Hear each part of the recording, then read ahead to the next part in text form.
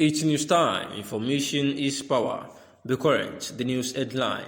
The National Executive Council, NEC. No going back. Prepare for nationwide protest in 2022. NLC tells Nigerians. Federal government over fuel subsidy removal.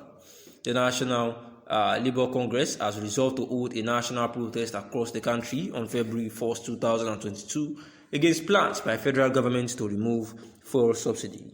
According to Premium Times, the decision to protest is contained in the communique issued on Friday in Abuja and signed by President of NLC, Ayuba Waba, and General Secretary Emmanuel Ubuaja after the NEC meeting.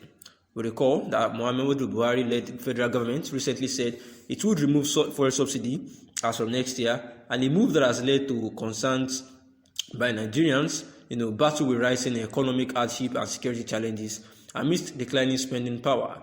The NLC has decided that before the national protest, it would hold protest rallies in all the 36 states of Nigeria on January 27 against the subsidy removal.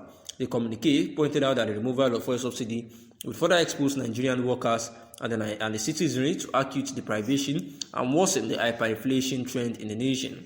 The NEC therefore resolved to reject and resist planned increase in the pump price by the federal government, as it is extremely insensitive to the acute hardship being experienced by Nigerian workers and people.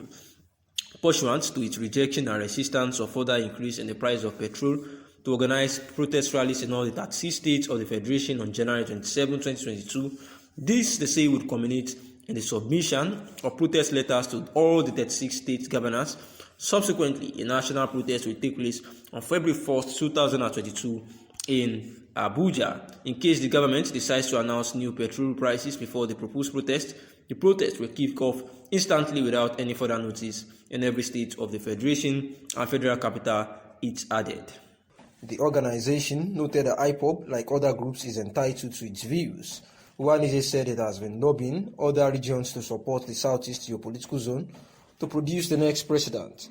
It agreed with the Arewa Consultative Forum, ACF, on the need to lobby other regions, and the chairman of the ACF, Chief Audu Ogbe, on Thursday said that the Southeast must get the support of other regions to enable the zone to produce the next president.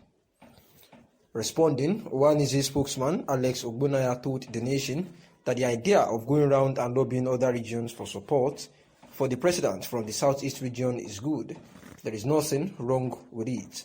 Chief Ogbe also knows that the President General of Uwanize Indigbo, which is Professor George Obiozo, has spoken to him about the need for the president to come from the Southeast geopolitical zone.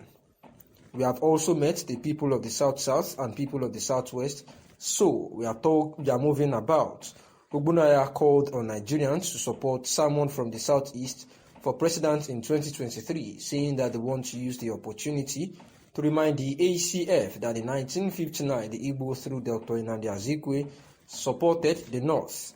20 years after, in 1979, the Igbo through Alex Ekwueme, Keo Mbadiwe and others also supported the North, which saw the emergence of Alhaji Shehu Shagari as the president. Another 20 years after, the Igbo supported President Olusegun Obasanjo, and thereafter we supported Yaradua and later Dr. Jonathan. We have always been supporting others. Our simple prayer is for Nigerians to do unto Igbo what we have been doing unto others, he said. And on the misconception that IPOB represents Indigbo, Ogbonaya said that the other thing which they also said is that the IPOB is causing embarrassment and all.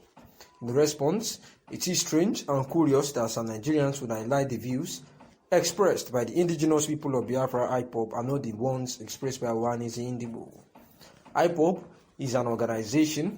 We have many organizations in Igbo land, saying that Nigerians should rather take the views of Uwanize as representing the entire Igbo people, and says the nation captured the response through the ACF chief Audu Ogbe and also that of the spokesperson to the Uwanize Indigbo via the chairman, who happens to make it clean and clear that the IPOB does not represent the Southeast Uwanize Indigbo. Justice Peter Inyako on November 10, 2021, Mazi Nnamdi Kanu was extradited from Kenya back to Nigeria, of which there has been a case where the lawyers have said that this was an unlawful means of bringing him back to Nigeria after it was reported that he jumped bail in 2017, where it was allegedly said that the military